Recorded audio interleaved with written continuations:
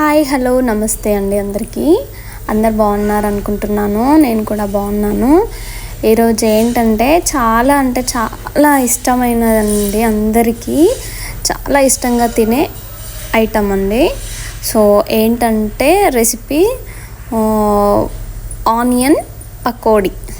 Okay, so ఇదైతే ఎంతమందికి ఇష్టమో నాకైతే కామెంట్ చేయండి. ఏం లేదండి, చాలా సింపుల్గా అయితే ఈ రెసిపీని అయితే మనం చేసుకోవచ్చు.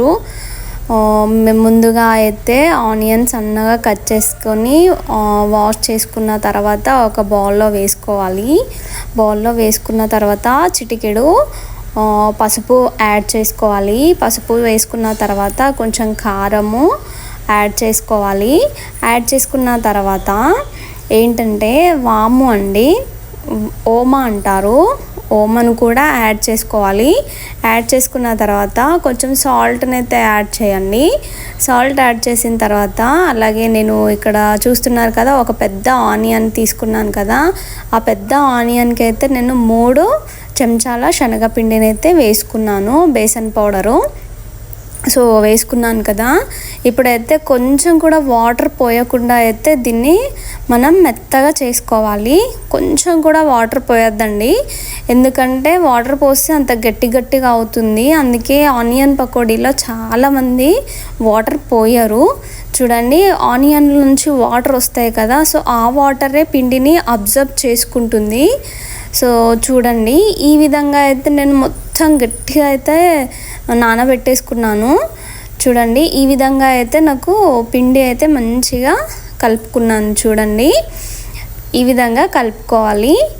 చూడండి, ఇక్కడ ఈ విధంగా కలుపుకుంటే మనకి హోటల్ మాదిరిగా మనకి పకోడీ అయితే వస్తుంది మనం చేసుకుంటే. చూడండి, పిండిని మొత్తం కలిపేసాను కదా, సో ఒక 10 minutes అయితే నేను దాన్ని మనం పక్కన పెట్టేసుకున్నాను. పక్కన పెట్టేసుకున్న తర్వాత ఒక బాయిల్ అయితే పెట్టుకున్నాను కదా, ఒక కడాయి పెట్టేసుకొని అందులో సరిపడా ఆయిల్ని అయితే వేసుకున్నాను. ఆయిల్ని వేసుకున్నాను కదా, కొంచెం ఇదైతే హై ఫ్లేమ్లో పెట్టి కొంచెం వేడి చేసుకోండి. వేసుకోవాలి. సో చాలామంది చూసుంటారు కదా, సో ఆనియన్ పకోడీ అయినా ఏ పకోడీ అయినా ఈ మాదిరిగానే వేసుకోవాలి. ఈ మాదిరిగా వేసుకుంటే అది మనకి పొడిగా వస్తుంది, అందుకనేసే ఇలా వేసుకుంటారు. చూడండి, ఆనియన్ నేను ఆయిల్లో వేసేసాను కదా పకోడీ, సో వేసిన వెంటనే కలుపుకోకూడదు, ఎందుకంటే అది మనకి గుల్ల పిండి బయటకి వచ్చేస్తుంది. అందుకనేసే కొంచెం వెయిట్ చేసిన తర్వాత ఈ విధంగా అయితే కలుపుకోవాలి.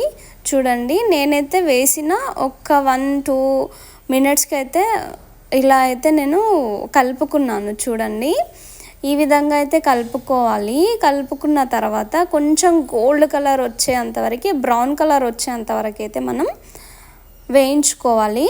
చూడండి, ఈ మాదిరిగా వేసుకోండి. చాలా బాగా వస్తాయండి ఆనియన్ పకోడీ. ఒక్కసారి తిన్నారనుకో మళ్ళీ తినాలి అనిపిస్తుంది.